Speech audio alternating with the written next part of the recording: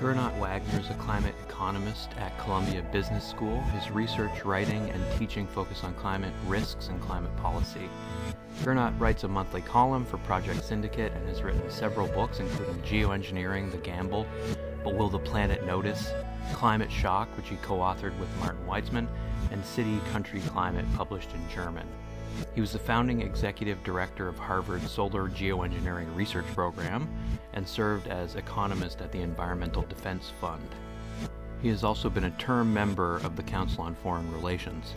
Since he's well-versed in environmental science, public policy, and economics, I wanted to ask him some questions about the nature of the capitalist system we inhabit as a global order, and also some of the ways that system is reinforced, both through government policy and through social norms. While he readily concedes the fact that the system of neoliberal capitalism is a fundamentally flawed one, replete with problems, he makes it clear that he feels the fix for our situation is to work within it. The sense I get is that, from Wagner's perspective, we have to hope it's possible to reform capitalism, in part because the version of it we live in now is completely unregulated. It's a space where, despite the obviousness of the truth of climate collapse, the average car now looks like a tank. It's an iteration of capitalist overproduction in which we're, as he says, just letting things rip and not caring about the consequences. I like his idea that the current state of affairs means that societies have, to some extent, made a fetish out of the market as a sensible source of social organization, even when it's clearly not one. But to put it differently, the point is that another capitalism is possible for Wagner. And for this reason, he says that he really disagrees with folks like Naomi Klein, who say that right now our moment of peril and precarity is our last best chance to replace capitalism. He agrees that the Russian invasion of Ukraine and the global instability it's caused really did represent a moment of opportunity for climate and energy policy, but we talk about how it's mainly led to a shift in defense spending, a widespread militarization which incidentally is going to worsen the climate crisis.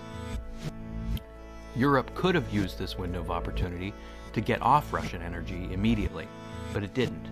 It is patently the case that this is a terrible decision, that Russian oil and gas were so indispensable that much of the globe has been compelled to finance Putin's war of aggression in Ukraine. But what it reinforces as well is the fact that the right answer to our fossil fuel ecological catastrophe is going to be different in different countries, and even in different parts of different countries. I respect the realism here. It says, I think correctly, that it's too late in the game to choose the perfect or pure option. And yet, I have to push back against his claim that if we're making, quote, fixing climate conditional on fixing every other social ill, you're not going to do much. While there is nuance in his perspective that structural solutions and policy change cannot be contingent on behaviors changing, and this notion that the purest solution cannot be our goal, it's still the case that any sort of transition from fossil fuels that doesn't address underlying structural issues will necessarily perpetuate massive amounts of harm in a deeply divided, unevenly distributed world. That all said, I got so much out of talking with Gernot. He argues really clearly for attacking the problem of climate change by centering human desires and more particularly social norms. He stresses that given the overwhelming mess we're in, we're going to flip the switch not just by making rational arguments, but by combining the work of pushing for policy change with the perhaps more complicated work of rewriting the norms and cultural defaults that make ecocidal behaviors seem acceptable. As an economist, but also as an observer of the built environment, he's really perceptive about the ways that social norms function as a major determinant of climate action, to a greater extent even than the level of knowledge we have.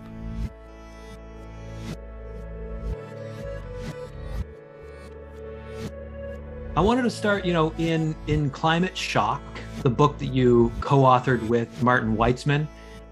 There's a line where you talk about, I guess, all of us collectively now being at the acceptance stage of climate grief. In terms of this stage of grief, I think you're right to say in the article you wrote that's titled "It's Late and It's Cheap," that this time does feel different. And you say that the way climate acceptance manifests itself now is ironically through a politics of refusal.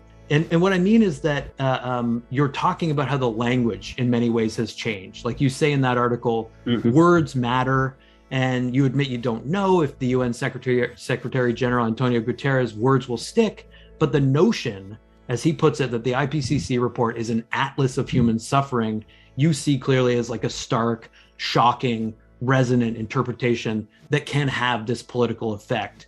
Are you thinking about that when you're aiming to get people to reflect maybe on their own climate grief and the need to take stock of just basically the accelerating pace of change? Okay, so maybe one way to think about this is sort of in terms of willful blindness, right? So, look, there is the potential to basically say, just, people don't get it, right?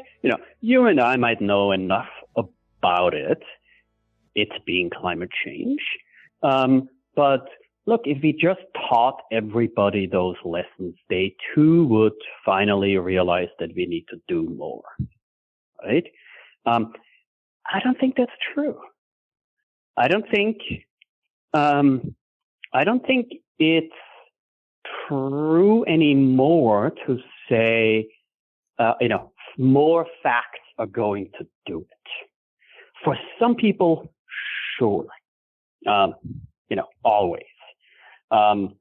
For the vast majority, though, they know enough, or they should know enough to know that, climate change is real. It's a problem. The stuff we know is bad enough. The stuff we don't know is potentially even worse, much worse. So it's this willful blindness of, look, I'd rather not think about it. And maybe a good analogy, a recent one, of course, is COVID, right? So we passed 1 million people in the US, 15 or so million globally, right? There's still, 500 Americans dying every day? And, we've basically stopped, right? We have stopped to do so. Okay, and there too, right? There's the, back of the envelope sort of benefit cost analysis of mask wearing, just to give you one example, right?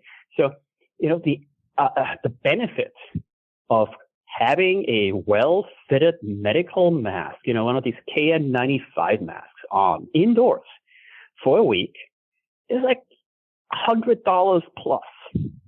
Right? Now, it's not to you, right? Are you going to die? No, very unlikely, right? You, healthy 35-year-old, are not going to die of COVID. Most likely, right? It's, the fifth interaction down the line, the 80-year-old immunocompromised person, and you will have killed that person. Now, you're not going to know about it. And of course, I get it. There is a cost to mask wearing, right? It's annoying, but is your cost personally really those $100 per week? No, it's not, right? If somebody paid you $100 a week to put on a damn mask, you would do it. But of course, we don't pay people to wear masks, right? We used to mandate it, and we no longer, and we are just completely fine with that. Okay, so is it that more knowledge? Me telling you that we should be wearing masks indoors because, hey, look, there are benefits? No. What more do you want, right? It's like recent in memory. Everybody should know, right? It's willful blindness. That's a real, that's a real problem, right? Because it's not that more science, more facts, more knowledge is going to solve this, right? It's just not. It's lots of other factors. It's sort of social norms, right? If you see people around you all wearing masks, you put it on, right? If there's a group meeting, right, half a dozen people at work meeting, and the first person walking into the room keeps their mask on, and then the second person too has a mask and keeps it on, the third, fourth, fifth, and sixth person is going to wear a mask for that meeting. If the first person takes it off and the second walks in, takes it off, guess what happens, right? The third person takes it off too, right? And it's it's sort of that, right? That has nothing, very, very little to do with, the facts of.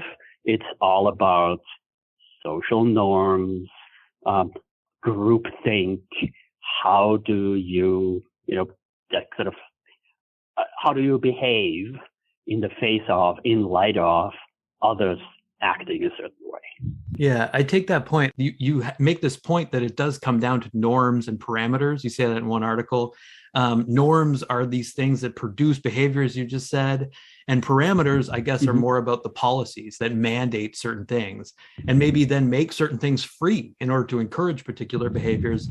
I wondered, like, Holly Jean Buck has this new book, Ending Fossil Fuels, that talks about like how social media culturally is establishing a lot of these norms. And she says in that book that, quote, the engineering of the media and information landscape puts hard constraints on what she calls the bottom-up delegitimation of fossil fuels. She says, at best, this is the issue, at best, half of the people can be convinced that they are dangerous and dirty, which is to say fossil fuels, while the other half will become more entrenched in their position that the other side is just using this narrative for political ends. And you write in Climate Shock that it is about how we learn the values, not just about individual values, but how we learn the values. Can you kind of expand on that in terms of like what that means between like distinguishing individual values between like that and how we learn the values? Sure. I mean, it is about norms. It's all about how everyone else behaves around you. Actually, right now I'm sort of in this funny situation. I'm at two institutions at the same time. I'm at NYU and on leave from there, and I'm spending most of my time at Columbia Business School.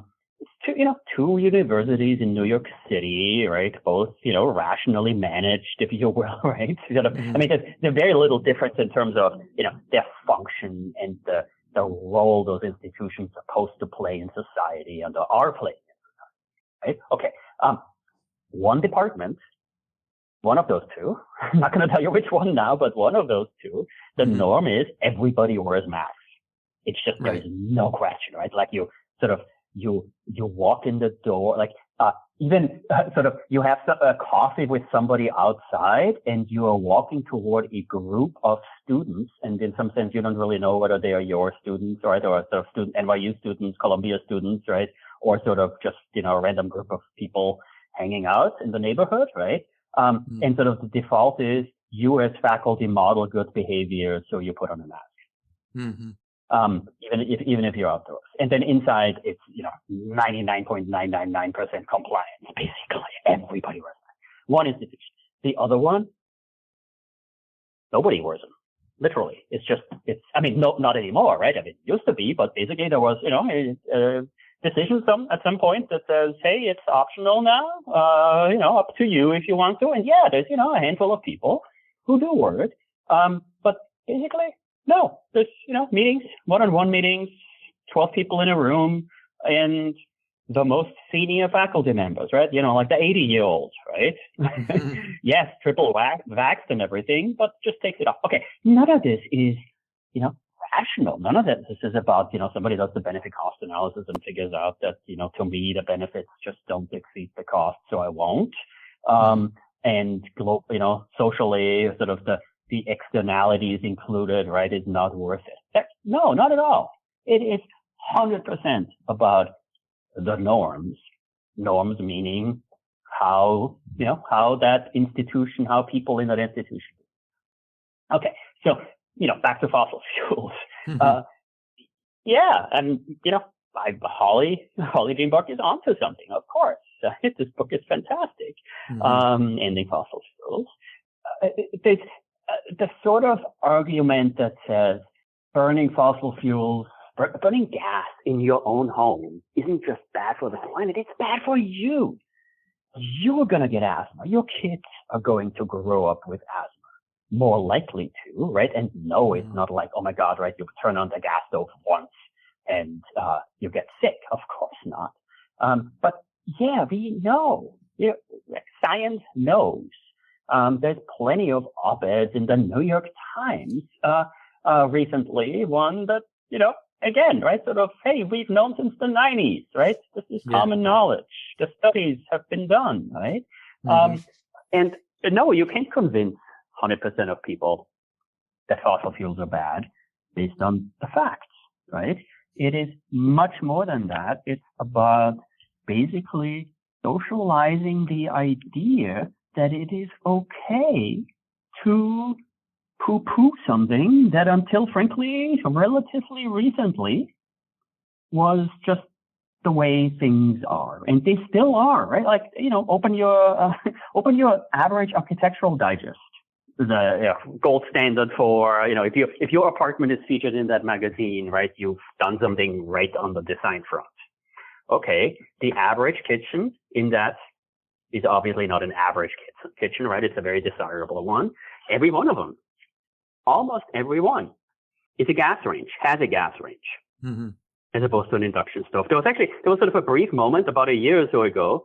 I kept counting sort of induction versus gas on the pages of Architectural Digest, and there was sort of a brief moment where sort of induction started getting the upper hand, right? Both in ads and in the articles. And the latest one, not a single induction stove in there. Every ad featuring any kind of picture of a kitchen had a gas range in it. And every article had a gas range in it. That's about that. Well, it's about lots of things, right? It's about industry wanting that to happen, right? Appliance manufacturers, utilities wanting that to happen, and paying PR agencies to make it happen. Of course, right? It's about vested interest, as it always is. And it always also is about sort of societal norms in the sense that, we associate, the electric stove with sort of the crappy thing that burns your eggs in the morning, versus the gas range is the thing professional chefs use. Right. So it's a commodity that then becomes something that we can fetishize because of its placement. Yeah, and never mind that actually when you look, dig a bit more deeply. So, like the Thomas Keller, right, who runs French Laundry up, Sonoma Valley in San Francisco, and Per Se, this fancy restaurant in New York City. He's worse by induction. It's a better product. It's a better stove. It's more precise. It's just a better technology.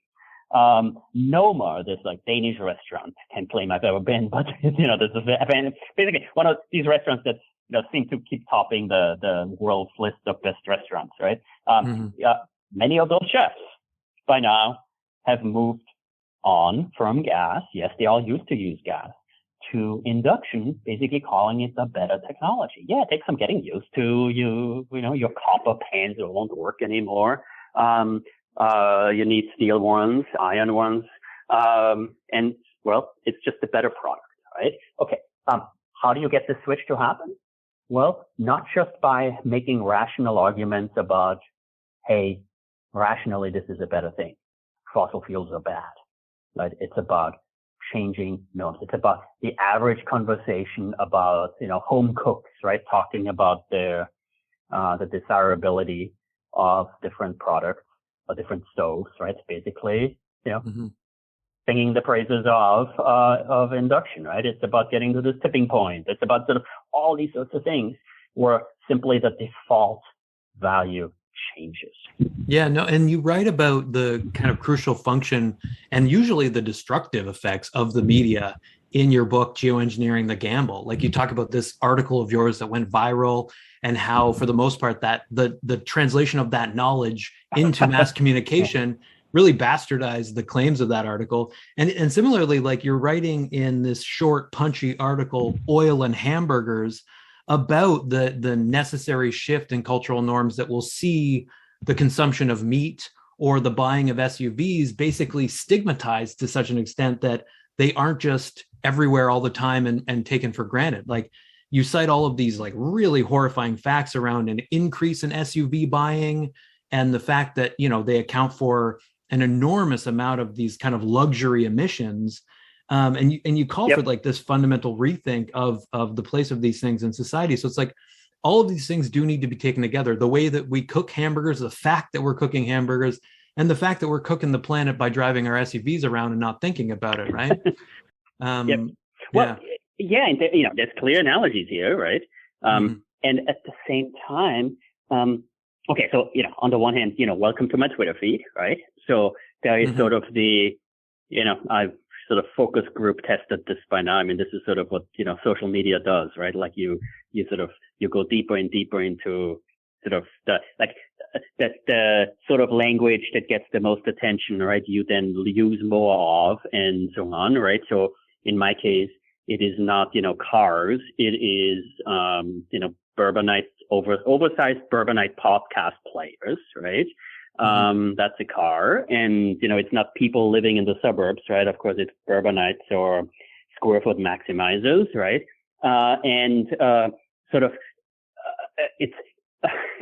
It's calling out behavior that seems normal, right? 50% of Americans live in suburbs, right? Live in, the single family home with the yard and the 2-car garage or whatever, out in the burbs. It shouldn't be normal. Single family zoning is crazy, right? That you're literally our freedom loving conservative party in this country, right, is perfectly fine with, basically local zoning laws, essentially, or state level zoning laws, basically telling an entire state, right, that no, you can't put a second story on your home, right? How crazy is that? Like, how nuts is it to want to live in a place where basically, nothing is within walking distance, right? To be clear, right, for somebody growing up in the suburbs, right, that's just how the world looks. It seems normal, right? It seems normal that every car is no longer a car these days, but it is an SUV, the average car, right? Driving around New York City is not a sedan. It's not a car that your grandfather would recognize, right? It looks like a tank, right? And these things are then, in part even called Suburbans, right? Completely out of place in city. Yes, changing the norm, right? Changing, or for at the very least, calling it out, and making sure that we do understand that. First of all, an alternative way here isn't in fact the alternative, right? But it's the better way, right? It's sort of like, look, books like Bowling Alone, right, are not written about people living in cities. Or for that matter, people living in the real country, right? Like sort of in the small village, right?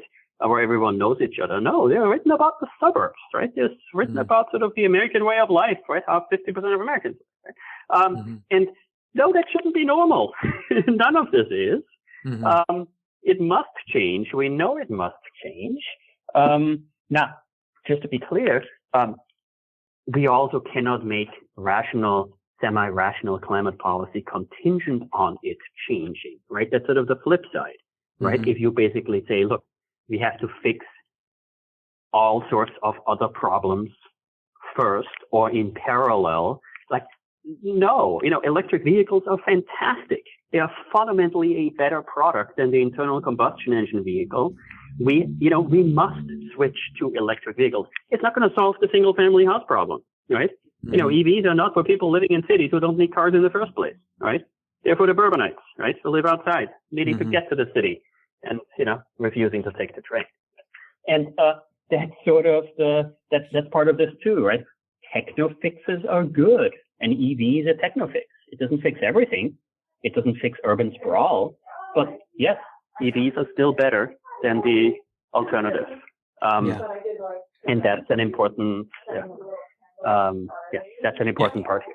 And I get a lot out of reading your work for this reason. Like, I may not agree with like every single thing you write, but what I get out of your work is that, like, you're clearly trying to engage with this incredibly complex problem through a multidisciplinary approach. At the same time, you're particularly interested in how the market functions.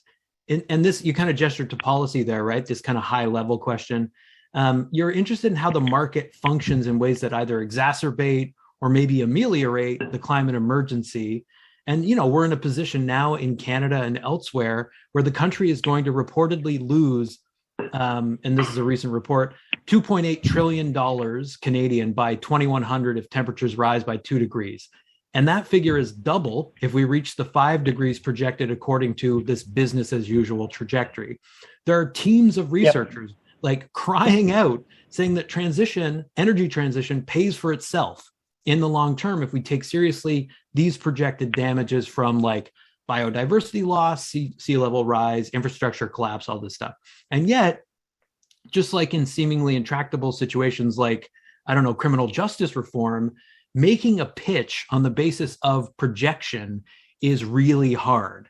And I wondered if you've tried to crunch the numbers on this problem alongside trying to crack, it sounds like, the issue of communication, representation, and all that stuff. Like, for example, I feel like people don't understand the complex role of like insurers, for example. You've written about insurance and the changes that are happening within that specific sector. You say insurers have been warning about climate risks for years, and many are radically changing policies on the basis of climate projections. Can something like that, like focusing on making that kind of canary in the coal mine fact of insurers changing their policies, kind of relate? And I know it's just like relying on facts again for communication strategies, but like people care about being insured against these kinds of risks potentially. Do you think that can be a gateway into getting people to understand the economics of climate change? Okay, so there's a lot there, right? So, I mean, okay, again, right, facts matter, right? They should matter. And in some sense, this is where you can accuse economists of being one too rational, right? But at some level, the goal or the task, if you will, for sort of the climate economist balancing the benefits and the costs and coming up with sort of the path of how one should is the operative word, right? Address climate change. Yeah, it's about the numbers, right? It's about you tally the costs of unmitigated climate change. You look at the benefits of acting and, and the cost of acting for that matter, right? And then you figure out what the trade-offs are and how to address. And, yes, framing, looking at climate as an insurance problem changes things even just on that factual basis, right? Basically just, just quote unquote saying, we want to figure out what the right price per ton of CO2 is. Framing the problem, looking at it as an insurance problem, changes how you approach this question. Okay. Now, I also already mentioned this operative word here, right? One should, and the other one, price per ton of CO2, right? Just because I'm telling you that there is sort of a right price per ton of CO2, doesn't mean that the correct and only correct answer is, we need to have a carbon tax and that's it, and we solve climate change. Well, no. First of all, carbon tax alone, even if it's possible to do at the quote unquote right level, isn't enough. It takes more. That's one. And two, we've been jumping up and down about carbon taxes forever. And of course, it's different by country, right? Some countries do have carbon taxes, and that's great. Fantastic. Let's cheer that on. And, let's get every other country to do something similar, right? That's important. Of course, getting the policy right is important. Absolutely. But it's not the only thing, right? And now we are, again, now we are with the art of the possible. Okay. What does that mean, right? Well, that means politics. And that means the right answer is going to be different, but in different countries. It will be, right?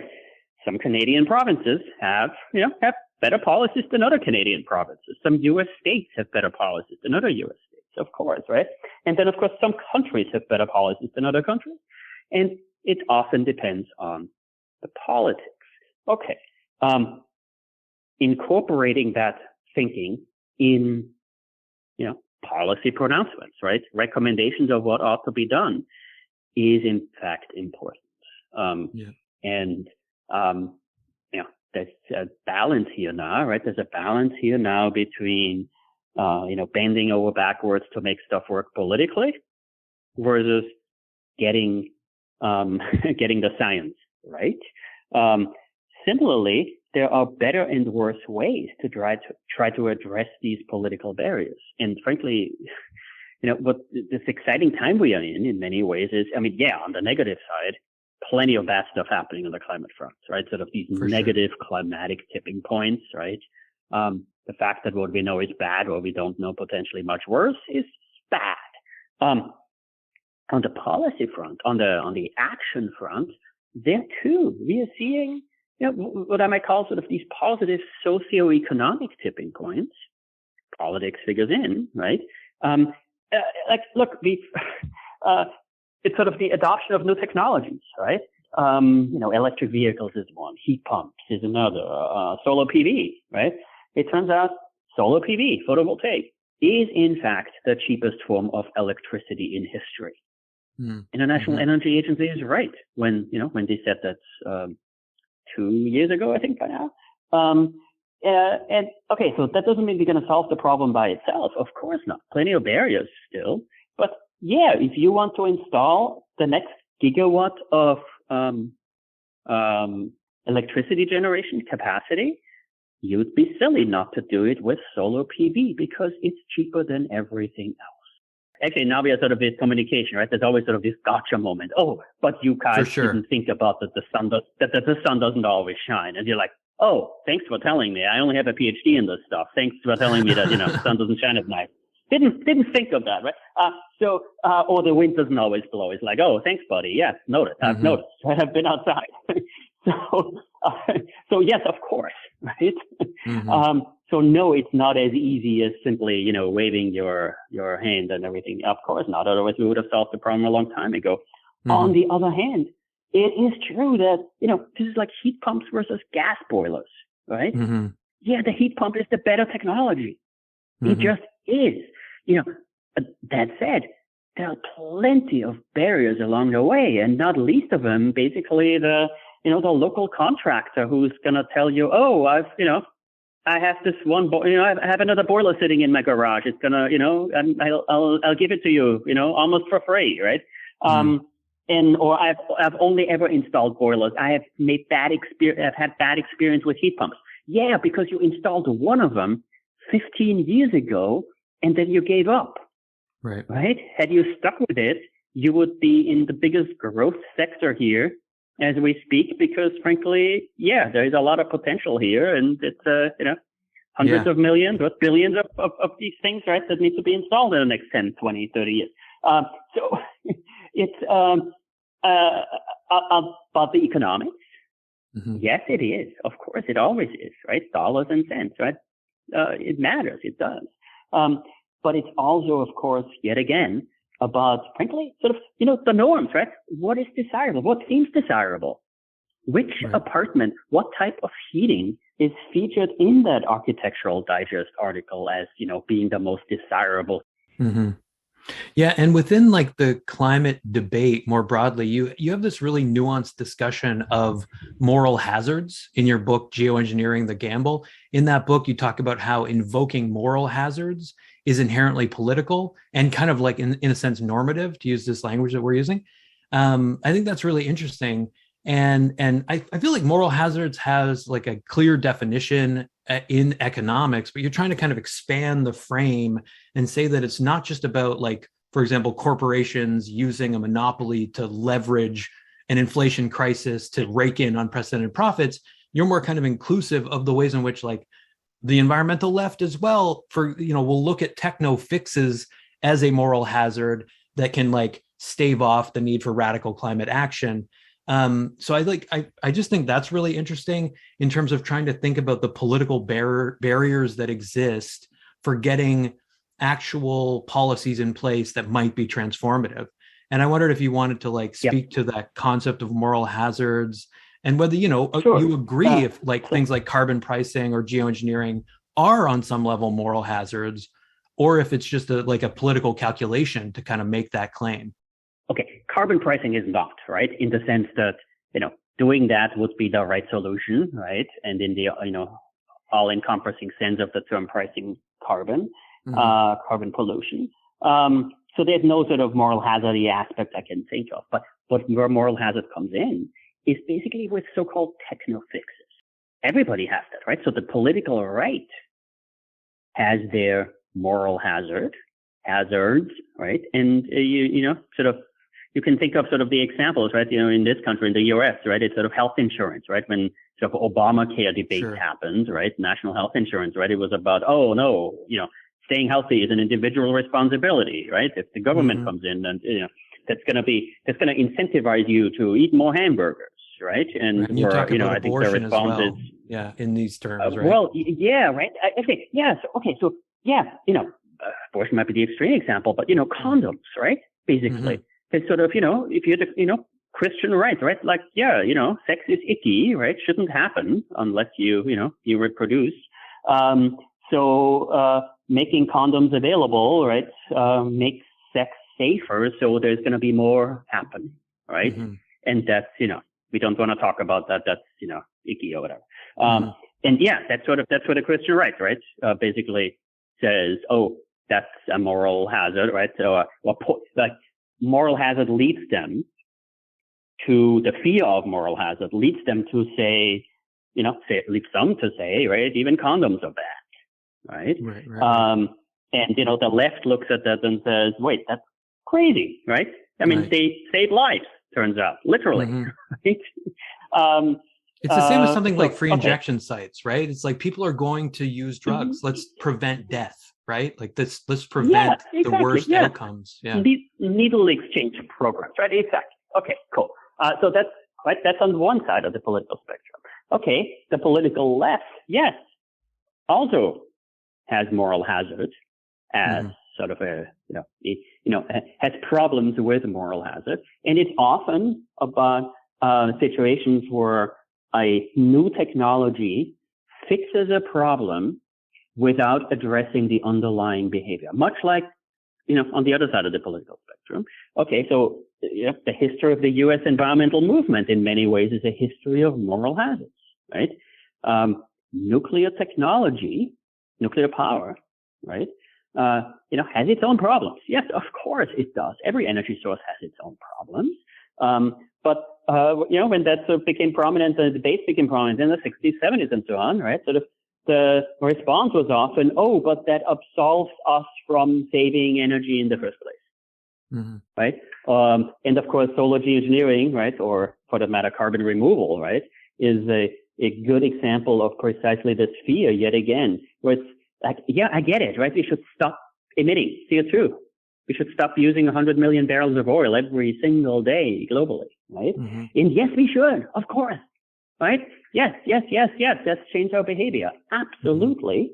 But yeah, and then there's the technofix, right? This is like, okay, me and my obsession with the suburbs, right? Or sort of the, not liking them, right? Is about, electric vehicles, right? Aren't going to fix everything. Right, suburban sprawl is still going to be a thing, despite electric vehicles. But conditional on lots of people living in the burbs, let's have them drive electric vehicles. They're still going to be stuck in traffic. They're still going to miss dinner with their kids, being stuck in traffic, right? But at least they're driving EVs and not contributing as much to global warming as they would with the internal combustion. It's sort of, it's so late in the game, right? Yeah. We can't choose. We can't say, oh, this is the perfect. This is like the tagline to, Naomi Klein's book or one of her latest, right? Of sort of, climate is the last best chance to solve or capitalism as we know it, right? Or sort of to reform capitalism as we know it. It's like, okay, good luck, right? I mean, okay, yes, I'm all for it, right? Like plenty of problems, right? Let's fix them all, sure.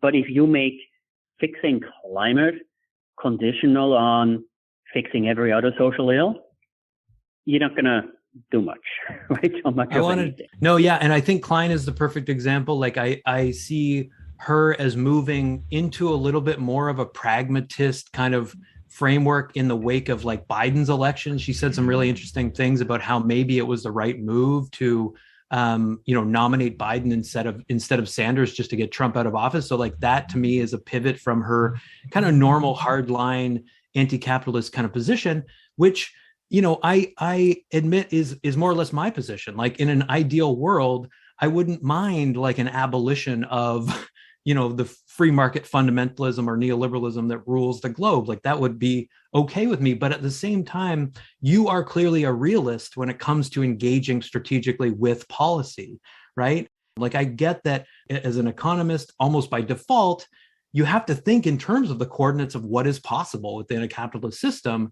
Of course. And to be clear, okay, so just to be clear, right, like it has plenty things wrong with the way we have set up our capitalist system, or frankly, how we are not, right? We are just sort of, letting things rip, right? And basically, right? And not caring about, right? And that's a real problem, sure. But there's also a difference between saying, okay, we've got to, fix the problems versus you sort of, you need to turn off human, desires, right? Sort of the invisible hand of the market, right? I mean, you can make sort of a fetish out of that and basically say, look, government is always bad because it interferes with this invisible hand. I mean, no, not true. Of course not, right? At the end of the day, we need to, have to, must realize that the purest solution just isn't going to cut it. And that goes on both sides. Yeah, no. And this is the thing, like you talk about, to get back to that question of pragmatism, you talk about how, again, speaking to your specific field and this community of thinkers that you're a part of, like you've written this article on the need for a kind of climate revolution within economics. And you say that like economists need to roll with the punches of a highly imperfect policy world. And that the tactic is usually to stick to the script, to sound like you're speaking the same language, but then sort of try to push the envelope.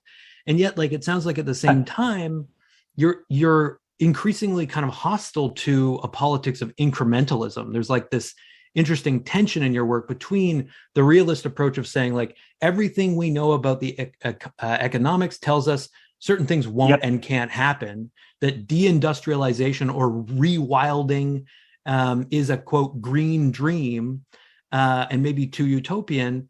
And yet at the same time, you're saying that, for example, like the EU government should just shut down offices during the end of the winter heating season to like mitigate the effects of inefficient heating. Yeah, of course, right? You can certainly say that, not everything I've ever said in my life, right, is always perfectly consistent with each other. But just to be clear, right, the work from home type thing, right? This was very much a February 25th, right, reaction to the invasion of Ukraine the day before, where basically it is, let's cut off Russian gas now. Sure. And by the way, yes, there are ways, right? Like if 50% of people, Europeans, still work from home anyways, right? Why not, why not encourage? I mean, we've been there before. It wasn't pleasant, but yeah, it's doable, right? Totally. You basically tell everyone to stay home for 2 weeks while we're still heating our offices with Russian gas. People might actually listen right now because, there was this sort of wake up. Right? There was this moment. Basically, there was this window of opportunity. This moment where, frankly, the German chancellor comes out swinging and says, we are going to send 100 billion euros worth of weapons to Ukraine, right? In sort of the very first time ever that, Germany gets involved in a conflict, exactly, right? Radical reversal of policy. Well, at the same time, right? They could have. I argued, I will still argue, Germany could have, Europe could have, at that time, basically used that window of opportunity and said, we will get off Russian gas now, right? And frankly, now, in some funny way, we increasingly now, 11 weeks later, right? Several weeks later, we now still hear these arguments, or we now increasingly hear these arguments, right? That, Europe should consider doing that. And of course, had you planned on doing it, the day after the invasion, right? We would be in a much better position now. Right. You could call this a call for radical change. Sure. Well, this is real life, right? There's a lot of, strategizing and writing white papers and figuring out how to design policy, right? And then suddenly there's this window of opportunity, and you better be ready when that opportunity comes, right? So, society advances in, fits and spurts, right? It's not a sort of always a rational incremental path toward where you want to be, where you should be. It's, sometimes a lot of things happen all at once. And then, you take a few steps back, right? it's okay to be internally inconsistent, if you will, right? In basically saying, yeah, the sort of policies we should design should be pragmatic and should be, get to 51 votes and so on, 51%, right? While sometimes a window of opportunity opens and you're swinging for the fence. Yeah, no, it reminds me, like, for example, I just attended recently a webinar on the connections between Ukraine, the war in Ukraine, and the production of oil that was hosted by the Center for Energy Ethics, right? And during that conversation, there was this economist who was talking about this like spike in oil prices.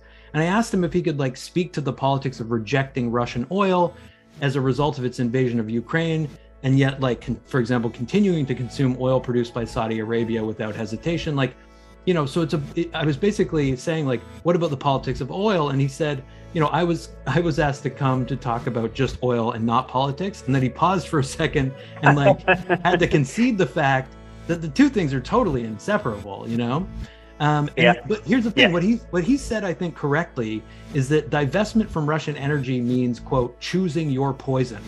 That phrase really stuck with me, right? You've written about nuclear as like the choosing of that particular poison and realizing the problems with it.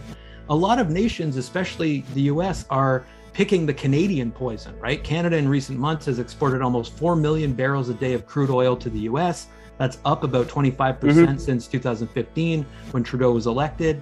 I see you wrestling with this specific problem. I know you've got to go in a second, so maybe we'll make this the last question. These economists are saying, like, the transition must be a transition, meaning that you can't suddenly do away with fossil fuels, because if it isn't a slow transition, we're going to experience what this specific economist called a bumpy landing with severe costs that he didn't quite specify. You've talked about how, quote, the green transition was always going to be messy. What are those costs? And how do you think the perception of the costs of transition sometimes maybe gets in the way of the transition? Is the transition going to be messy? Yes, of course, right? Change always is, right? Some will win, more will win than will lose. But frankly, the wins are, spread over many, many, many people, right? And yes, there's going to be some winners, right, who win big, right, on the new technology, right? Selling us the new technology, right? This sort of from petrostates to electrostates, right? This famous cover of The Economist a couple of years ago, The Economist magazine. That doesn't mean that, electrostates are all good. No, one of them is China, right? The main one is China, right? Not a democracy, last time I checked, right? So, no, we're not going to solve every problem, right? We're not going to solve, turn everybody into democracies here just because we are no longer buying Russian oil, right? Or Saudi oil for that matter. And yeah, there are trade-offs. Of course there are. And no, I know now, getting off Russian oil, right, doesn't mean you suddenly solve climate change automatically. No, actually, fossil fuel emissions might go up, right, because we are using basically less efficient ways of getting, fossil energy to Europe in the short run. Yeah, are we now also installing more heat pumps than before? Yes, and that is good. But no, we're not going to solve the war in Ukraine because of heat pumps. We're going to do that because of getting fossil fuels in the short run from somewhere else. Mm-hmm. Yeah, no, I really take a lot from your work, and I've taken a lot from this conversation, but I won't take any more of your time. Thanks very much for making the time. This has been great. Thanks, Scott.